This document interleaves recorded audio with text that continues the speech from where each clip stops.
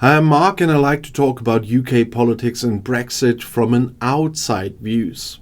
Although I do know the UK from the inside as well, so don't worry.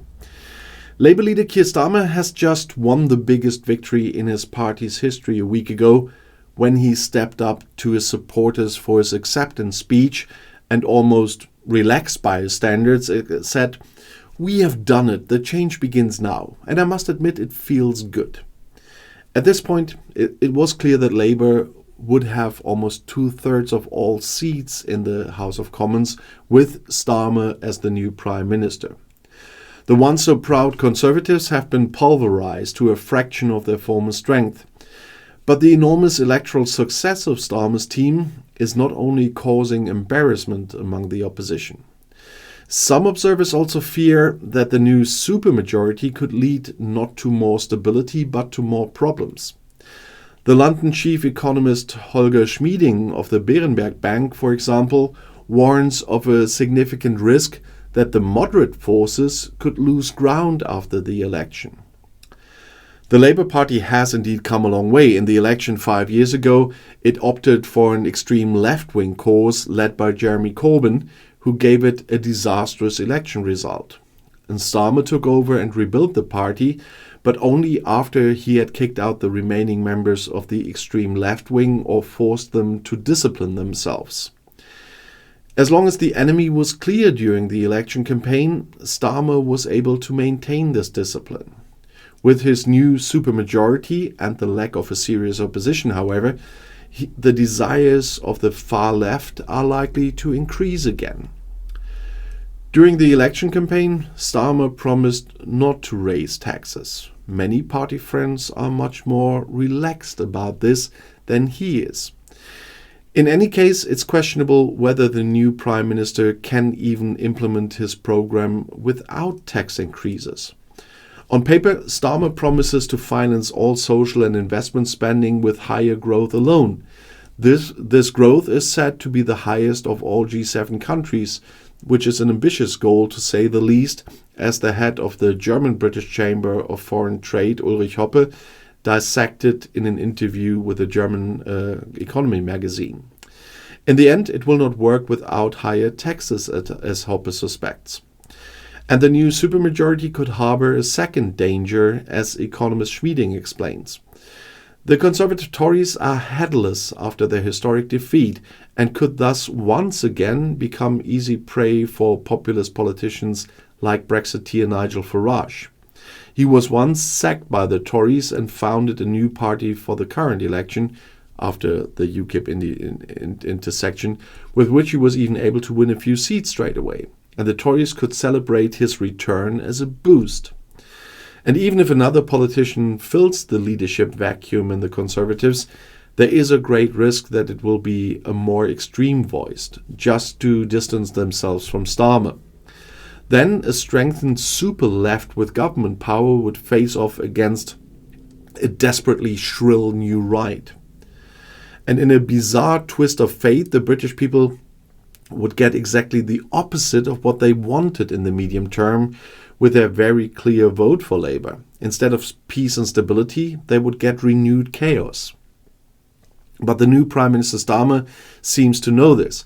In his victory speech, after just a few sentences of jubilation, he turned to a more serious tone. A mandate like this comes with responsibility, he warns. And the victory and everything it makes possible is only possible because we have changed the party, as Starmer emphasized again and again.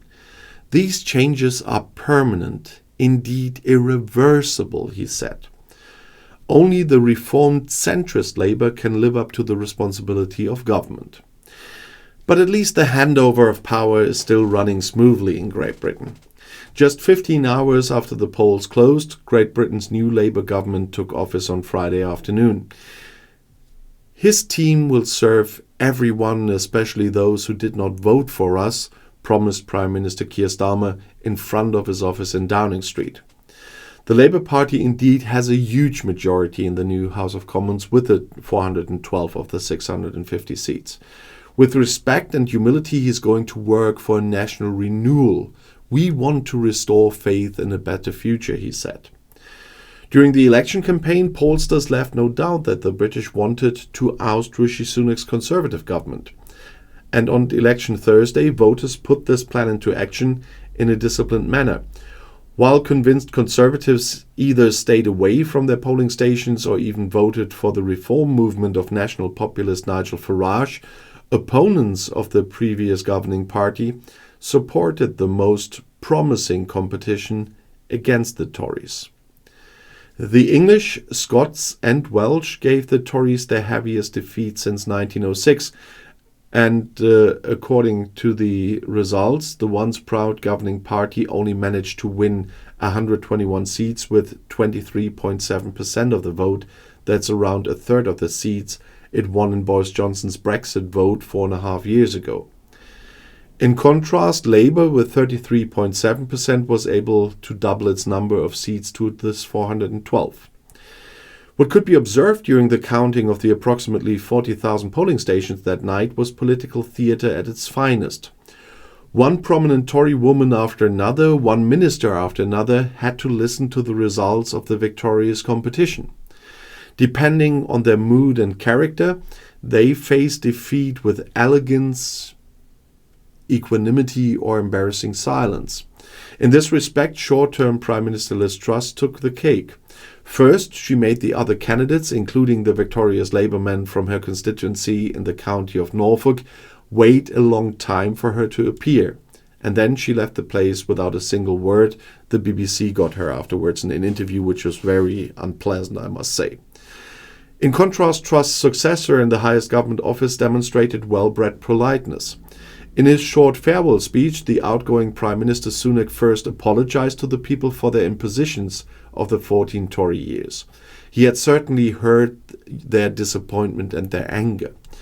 After expressing regret for all those party friends who had lost their seats in the House of Commons overnight, he turned to the election result. He wished his successor Starmer, a man of integrity with a sense of the common good, all the best. His successors will be the successors of all of us, he said. During his 20-month term in office, Sunak had repeatedly seemed overwhelmed, and during the election campaign he made one faux pas after another. But the former hedge fund manager's farewell speech provided an almost perfect example of how a change of power should go among civilized people. About 2 hours later, in between the two men and their wives' respective audiences with King Charles III, the newly elected Prime Minister returned the compliment. As they had done for Tony Blair in 1997, the party strategist had once again ordered supporters and newly elected MPs to Downing Street to wave flags.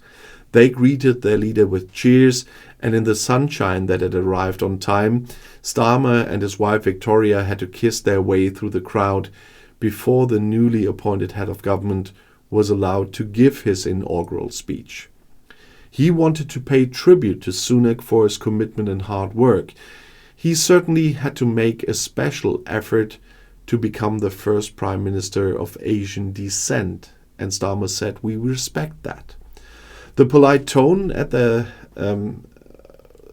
level was reflected in the speeches of many politicians in the country.